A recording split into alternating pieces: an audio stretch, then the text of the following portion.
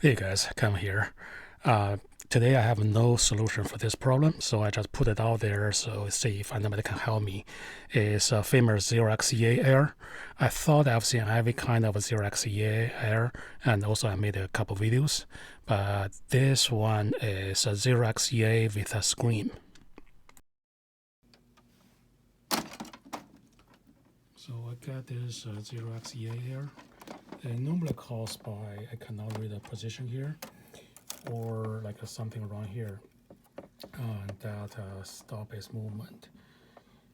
What else? SRXEA. I think if the encoder is just encoder dirty. strip. Yeah, we already cleaned this. But this one is something weird. Okay, never had it before, so let's turn it.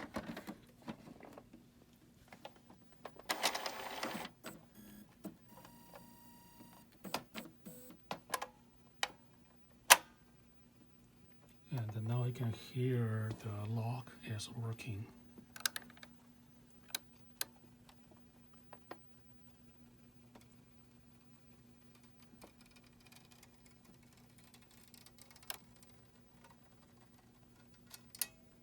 And the printer can go all the way to the left.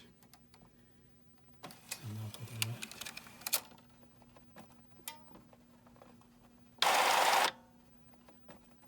Page motor, page field motor is okay.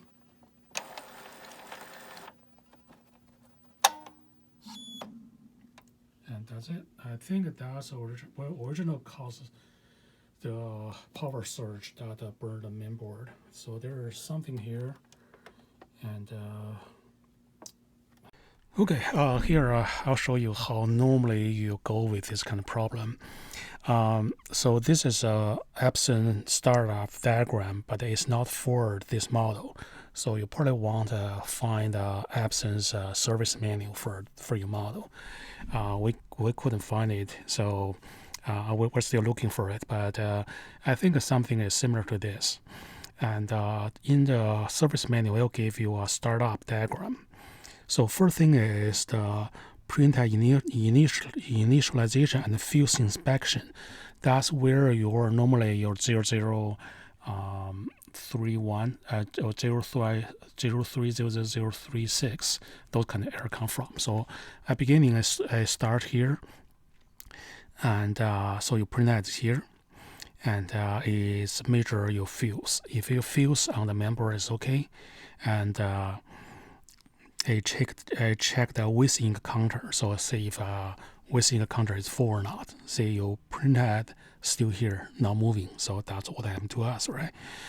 And then, so that means we pass those two checked out okay, and the CR start moving. So it moving a little bit, moving to the 80 digits. So it's right here. So move a little bit, stop here, slowly, okay, slowly moving.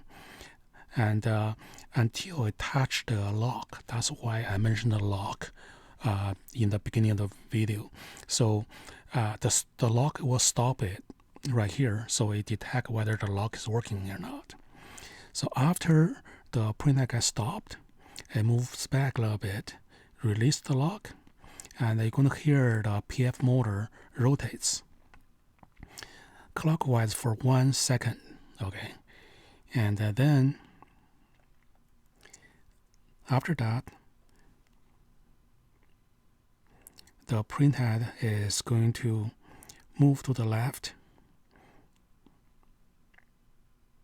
until it touches the left frame. That's what we did. We check if it touched the left.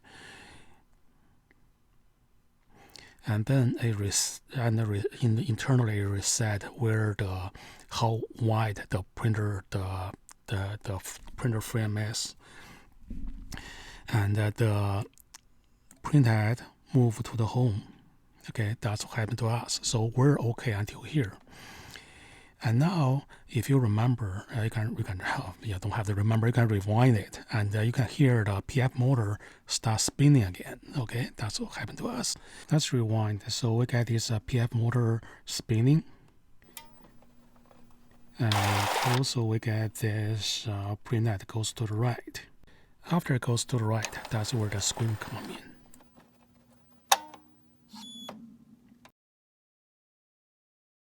And we didn't go this low temperature operation. That what is a go twice, go left, right, fast. Okay, we only get it slow, and then we stop here. So if we have to take a guess, I guess the driver chip for moving the motor back and forth is broken. But I mean that'll be pretty messy to find out and replace. Or the motor is something wrong with the motor which cannot perform at high speed. Anyway, so it'll be a long shot. Let's see the errors in XCA.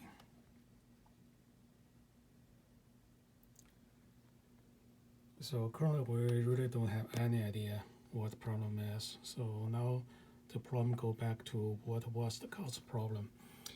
So my guess is some electronic or gear behind this, and that's malfunction.